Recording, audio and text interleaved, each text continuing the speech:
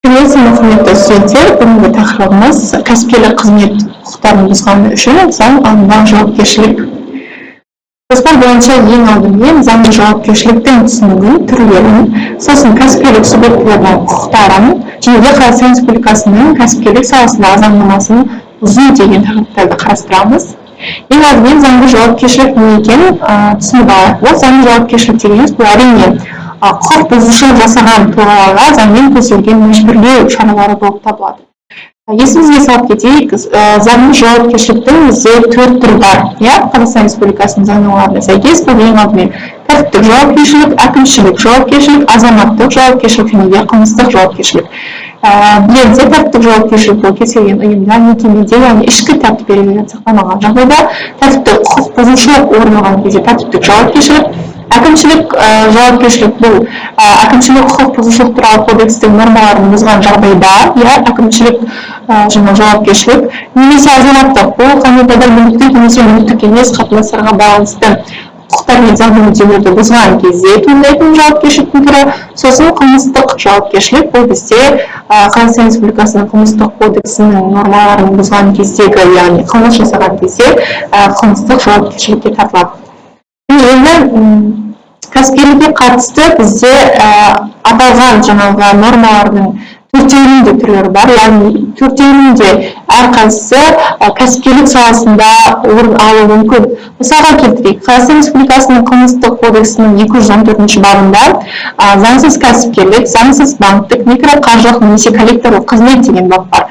Бұл бапқа сәйкес егер де азамат немесе ұйым кәсіпкерлік қызметті, банктік қызметті, микроқаржылық немесе коллекторлық қызметті тіркеусіз, сол сияқты осындай қызмет үшін міндетті лицензиясыз не Қазақстан Республикасының рұқсаттар және хабарламалар туралы заңнамасын бұза отырып жүзеге асырса, сол сияқты кәсіпкерлік қызметтің тыйым салынған түрлерімен айналысса, егер де бұл іс-әрекеттер азаматқа, ұйымға немесе мемлекетке ірі залал келтірсе, ірі мөлшерде кіріс алумен немесе акцизделген тауарларды айтарлықтай мөлшерде өндірумен, сақтаумен, тасымалдаумен, өткізумен ұштасатын болса, оған мынадай жазаның түрі көзделген, яғни мүлкі тәркіленіп, немесе онсыз 2000 айлық есептік көрсеткішке дейінгі мөлшерде айыппұл салуға, не сол мөлшерде түзету жұмыстарына не 600 сағатқа дейінгі мерзімде қоғамдық жұмыстарға тартуға, немесе 2 жылға бас бостандығынан айыру, немесе бас бостандығын шектеуге жазаланады деп жазылған. Яғни бұл бізде көрсетеді, бізде кәсіпкерлік деген бұл міндетті түрде жеке тұлға болсаңыз, жеке кәсіпкер болсаңыз,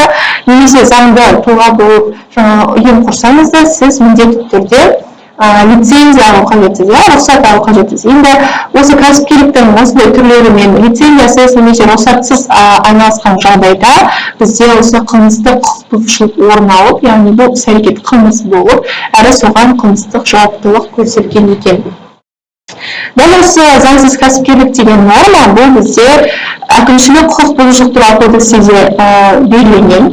Бұл яғни бұл аталған әкімшілік құқық бұзушылық туралы кодекстегі құқық бұзушылықтың түрі, бұл жағдайда қылмысқа алып келмейтін жағдай болса, яғни қарастырайық, 153 бапта заңсыз кәсіпкерлік деген жаңағы бап бар. Бұл кәсіпкерлік қызметтің тыйым салынған түрлерімен айналысу, егер бұл іс-әрекет азаматқа, ұйымға немесе мемлекетке ірі залал келтіретін болса, не ірі мөлшерде кіріс алумен немесе акцизделген тауарларды едәуір мөлшерде өндірумен, сақтаумен, тасымалдаумен, өткізумен ұштасатын болса, бұл әрекеттер қылмыстық жазаланатын іс-әрекеттің белгілері болмаса, тура сол қаралып тұрсақ, тура сол жаңағы баптың сипаттамасына келеді, бірақ та бұл жерде жазбаған қылмыстық жазаланатын іс-әрекеттер болмайтын болса, мынадай жаза көзделген, яғни жеке тұлғаларға, шағын кәсіпкерлік субъектілеріне келтірілген залалдың сомасын, алынған кіріс сомасын және заңсыз кәсіпкерлік нәтижесінде алынған акцизделетін тауарлар құнының 30, орта кәсіпкерлік субъектілеріне 40 және ірі кәсіпкерлік субъектілеріне 50% мөлшерінде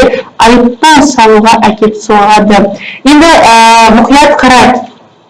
Біз білеміз, тәртіптік жауапкершіліктегі тәртіптік жазалардың түрлері бұл бізде ескерту, сөгіс, қатаң сөгіс немесе қызметті тоқтату, лауазымнан айыру, жұмыстан шығару деген сияқты жазалар болатын. Ал енді әкімшілікті қарайық, мысалға әкімшілікте қандай еді жазалардың түрлері? Бұл жағдайда айыппұл, қамаққа алу, қоғамдық жұмыстарға тарту, жаңағы ең бірінші жазаның түрі бұл ескерту деген сияқты, яғни қоғамға келтірілген азаматқа, жаңағы мемлекетке немесе қандай да бір ұйымға келтірген зиянына қарай, сосын бізде азаматтық жауапкершіліктің түрі болуы мүмкін. Бұл жағдайда қандай да бір шартқа қатысты міндеттемелерді орындамаған кезде, яғни мүлікке немесе жаңағы малды тұрған адамға зиян келтіру, келтірілген залалды өтеу деген. Бұл жерде жаза жоқ, бірақ келтірілген залалды өтеу арқылы өтейді.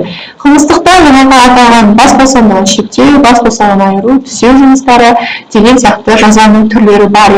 Енді бұның барлығы жалпы жауаптылықты белгілеу, адамдарды жауаптылыққа тарту, ең алдымен әрине біздің басты қайнар көзіміз Қазақстан Республикасының Конституциясының 1-ші бабында жазылған. Қазақстан Республикасы өзін демократиялық, зайырлы, құқықтық және әлеуметтік мемлекет ретінде орнықтырады, және оның ең қымбат қазынасы адам және азаматтың өмірі, құқықтары мен бостандықтары. Бұны не үшін айтып отырмын? Себебі қандай да жағдай болмасын, тіпті кәсіпкерлік болатын болса да, ең басты нәрсе бұл адамның құқықтары мен бостандықтары және заңды мүдделері. Оны бұзуға бізде ең бірінші жаңа Конституциямен тыйым салынады. Егер де кез келген құқық бұзушылық, яғни істелген іс-әрекет азаматтарға, яғни адамға, жаңағы белгілі бір ұйымға немесе жаңағы қоғамға, мемлекеттің мүддесіне зиян келтіретін болса, бұл құқық бұзушылық болып табылады, және де соған қатысты құқық бұзушылық жасалған кезде міндетті түрде заңды жауапкершілікке тартылады. Сонымен қатар Қазақстан Республикасының Кәсіпкерлік кодексінің 2-ші бабының 2-3 тармағында кәсіпкерлік қызмет тек қана Қазақстан Республикасы заңдарымен ғана шектелуі мүмкін, және де мемлекеттік органдардың жекелеген кәсіпкерлік субъекттерінің артықшылықтар жағдайын белгілейтін нормативтік құқықтық актілер қабылдауына тыйым салынады делінген қарайтын болсақ. Яғни білуіміз қажет, тек қана заңсыз кәсіпкерлікте құқық бұзушылық жасауы мүмкін, тек қана кәсіпкер емес, құқық бұзушылық орын алуы мүмкін, осылай жаңағы қате шығарылған лауазымды тұлғалардың актілері немесе шешімдері сияқты. Біздегі ең өзекті мәселе бұл сыбайлас жемқорлық, сыбайлас жемқорлықтан бастау саналады. Яғни кәсіпкерлік қызметті заңсыз тексеруге, заңсыз айыппұлдар салуға, заңсыз жаза көздеуге болмайды. Бұл бізде басты өзекті мәселелердің бірі. Енді кез келген кәсіпкер мұндай жағдайға ұшырамас үшін ең алдымен өзінің құқықтарын білу керек. Мысалы айтып кетейік, Қазақстан Республикасының Кәсіпкерлік кодексіне сәйкес кәсіпкерлердің мынадай құқықтары бар. Егер де Қазақстан Республикасының заңдарында өзгеше белгіленбесе, кәсіпкерлік қызметтің кез келген түрлерін жүзеге асыруға, яғни тауарлар, жұмыстар мен көрсетілетін қызметтер нарықтарына қол жеткізу еркіндігінің болуына, кәсіпкерлік субъектілерінің құқықтарын бұзған, немесе заңды мүдделерін іске асыруына кедергі келтіретін адамдарды жауаптылыққа тарту мәселелері бойынша құқық қорғау органдарына, елдегі мемлекеттік органдарға жүгінуге делінген. Сосын өз құқықтары мен заңды мүдделерін қорғау үшін сотқа, төрелікке, Қазақстан Республикасының кәсіпкерлік құқықтарын қорғау жөніндегі уәкілге және өзге де органдарға жүгінуге делінген. Яғни кәсіпкер өзінің құқықтарын білуі қажет, және де өзінің құқықтарын сот арқылы немесе жалпы мемлекеттің тарапынан қорғай білу қажет. Яғни бұл аталған мәселе тек қана ауызша түрде ауада айтылған нәрселер емес, Қазақстан Республикасының Кәсіпкерлік кодексінің жаңағы баптарында жазып қойған кәсіпкерлердің құқықтары болып табылады.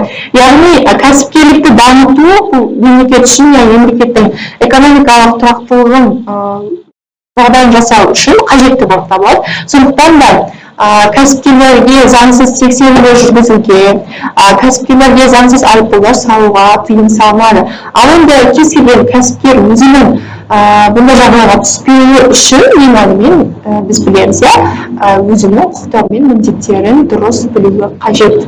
Яғни сол кезде ол кәсіпкерлік қызметті дұрыс жүргізіп жатыр ма, оған қандай негізде айыппұл салынып жатыр, немесе өзі қандай құқық бұзушылықтарды жасап қойды, білгеннен емес білмегеннен. Сондай жағдайларда құқықтық сауаттылықтың қажеттілігі бар. Енді тағы да жазылған мемлекеттік органдар және де лауазымды адамдар коммерциялық құпияны құрайтын ақпаратты заңсыз таратқаны немесе пайдаланғаны үшін Қазақстан Республикасының заңдарында көзделген жауаптылықтар болады. Ал осындай тарату немесе пайдалану салдарынан кәсіпкерлік субъектісіне келтірілген нұқсан Қазақстан Республикасының азаматтық заңнамасына сәйкес өтелуге жатады. Бұл біз жаңа әкімшілікті айттық, және де қылмыстық енді азаматтық жауаптылық. Егер де қандай да бір коммерциялық құпияны мемлекеттік органдар немесе лауазымды адамдар жаңағы таратып жіберетін болса, иә, қандай да бір мақсатта, бәсекелестік үшін тағы да басқа. Бұл бізде азаматтық жауаптылыққа тартады, яғни келтірілген залалды өтеп береді. Заңды